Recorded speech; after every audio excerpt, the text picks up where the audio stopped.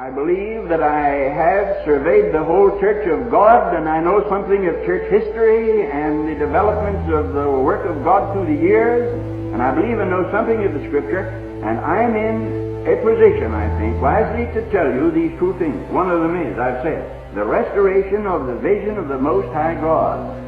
You see, we have too low a view of God now, and that is why the church has such a low place. The church rises or falls altogether depending upon her view of God. If she takes a high view of God, her people are inclined to be reverent and worshipful and solemn and grave. If she takes a low view of God, they become funny and flippant and foolish and live worldly lives and give up to the flesh.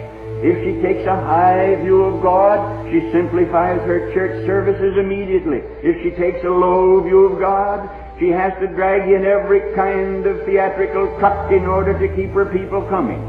It depends upon her view of God. The old Presbyterians used to have such a high, noble view of God. What is the chief end of man? To glorify God and enjoy Him forever. And many of that school of thought held high views of God. Brethren, do you know the result of that? The result of that is that generation after generation following generation, they stayed true to the faith. But as soon as we take a low view of God and get thinking of God cheaply, as they think of Him now, cheaply, that God is a pal, or that He's my partner, or that He's the big Joe upstairs, or that He's call Him by some other name. A living doll, one girl said He was. Well, now, as long as we think about God like that, we've never seen God. Imagine Moses trembling in the fire and smoke on Mount Sinai, referring to God in any other way than in awful, solemn terms. What we need in the United States is a revelation of what the philosopher called the mysterium tremendum, the tremendous mystery, and what the Bible calls Jehovah, high and lifted up. And Isaiah saw Him with His train filling the temple. The trouble with you, dear young people, and God knows I love you as I've told you before.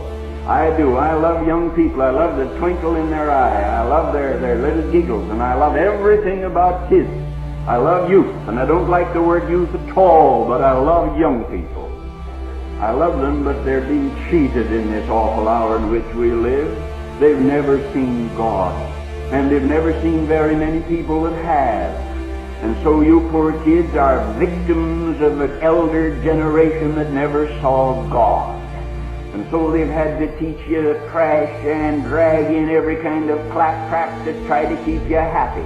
And if you tell me the truth, you don't respect them for it. You go along with it, but you don't respect them for it. My brethren, we need to see God again.